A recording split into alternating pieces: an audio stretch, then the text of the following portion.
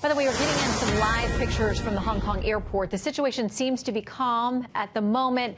Travelers trying to get where they're going. We're standing by to see if there are more protests taking shape there. Airport has been closed at times. It's been frustrating, but you will see people there, protesters, the signs all over social media saying, sorry for the inconvenience, but we are fighting for our liberty. So we'll see how things develop there. We'll keep an eye on it. So as China warns the U.S. to stay out of this whole thing, there are growing calls from both sides of the aisle here in D.C. calling on America to get more involved in supporting the pro-democracy protesters in Hong Kong. So should we? Let's sort through the latest developments with former Senior Director for Strategic Planning at the National Security Council, Brigadier General Robert Spalding. General, great to have you back with us tonight. Great to be back. Okay, so let's talk about this a little bit. There is a lot of pressure on this president to say and do more than he has. You saw the clip there where he said, I hope everything works out okay. We know they're moving people to the border. I hope no one gets killed. What should the leader of the United States be saying at this moment? You know, a little bit more than 240 years ago, those kids would have been our founding fathers actually fighting for our freedom.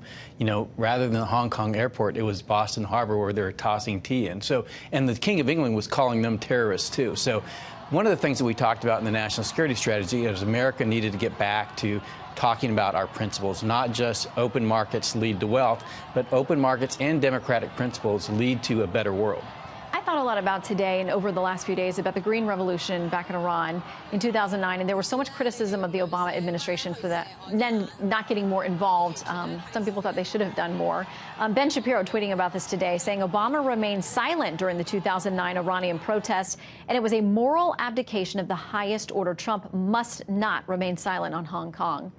Yeah, there's a failed belief that if we don't stand up to totalitarians, it'll make it worse for the protesters. The Chinese Communist Party is going to do what they want to do. They believe that we're fomenting revolutions because of who we are. And so we actually have to speak up for our principles, because otherwise, nobody will. Really, everybody's looking to the United States. You're not going to see Europe stand up. You're not going to see Asia stand up. You're not going to see the UK or Germany. It has to be America that really stands for democratic principles and rule of law and civil rights and human rights. It's been interesting to see them, a number of the protesters there in Hong Kong, using UK flags, British flags, American flags, singing our national anthem there, which I'm sure gives the Chinese more ammunition to say the U.S. is fomenting this and getting involved.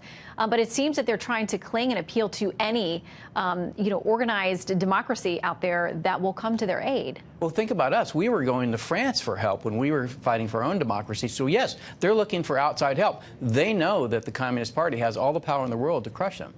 Okay, so Dan Crenshaw, GOP congressman, says this: America is proof that democracy is worth fighting for. Protesters in Hong Kong are fighting for that same reason, even in the face of China's aggression and police brutality. They're standing by their worthy cause. We hear their demands for freedom and support them in their mission. So this against the backdrop, obviously, of our ongoing trade negotiations. Many are calling it a trade war with China. How does all of that complicate the situation? Well, the trade war, the Chinese Communist Party has decided they're not going to make a deal. So whatever we do with regard to how we speak out about Hong Kong, or even if we continue to have negotiations, there is no way to convince them to change. They're waiting for 2020. They want a new president. They think that they can get one.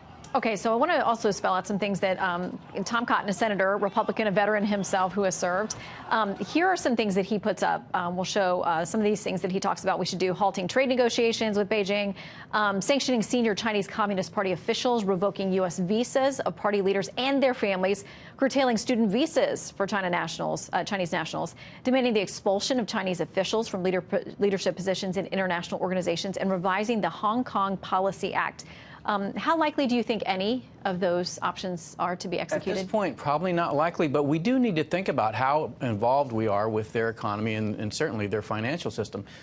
Hong Kong is a window to U.S. Western capital markets, so their ability to get U.S. dollars comes through our special relationship with Hong Kong. And so MSCI, Emerging Market Index, just went from 5 to 20% weighting in Chinese shares, which means our retirement funds are pouring billions of dollars into China.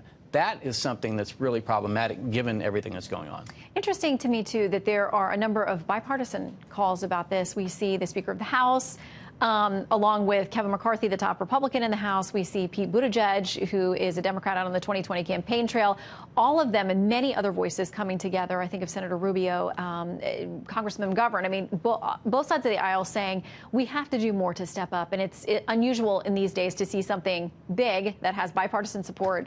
But it looks like this is one of those coalescing moments. Yeah, you know, America used to make the world safe for democracy. When we push cash into China, we're making the world safe for oppression. All right, General, thank you for stopping in. We know this is your area of expertise. Great to hear from you. Thank you.